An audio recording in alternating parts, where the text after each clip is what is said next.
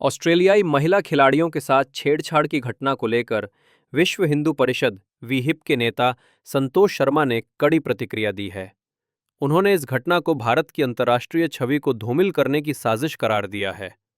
शर्मा ने कहा कि इस मामले का आरोपी अकील न केवल देश की प्रतिष्ठा को ठेस पहुंचाने का दोषी है, बल्कि ये घटना एक सुनियोजित षड्यंत्र का हिस्सा प्रतीत होती है।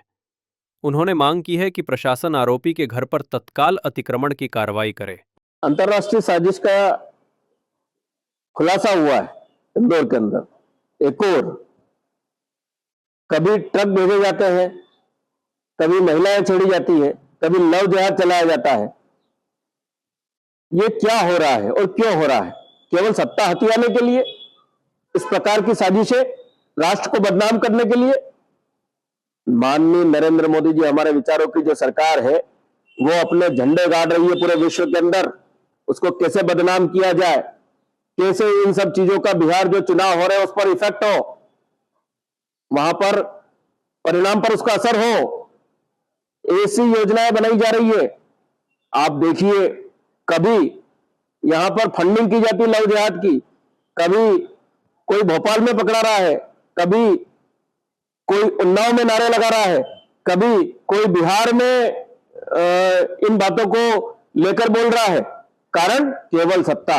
सत्ता के लिए, इस राष्ट्र की आहुति लगाने के लिए ये लोग तैयार हैं।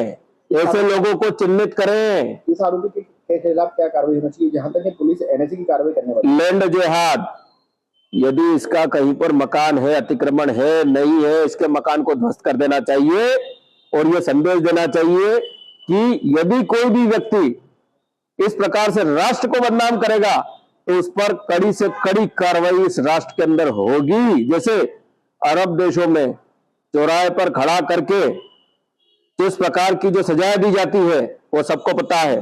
भारत के अंदर कम से कम ऐसी सजा तो हो जिससे कि अपराध करने से पहले व्यक्ति के कदमों को विचार करना पड़े, उसके हाथों को कांपना पड़े।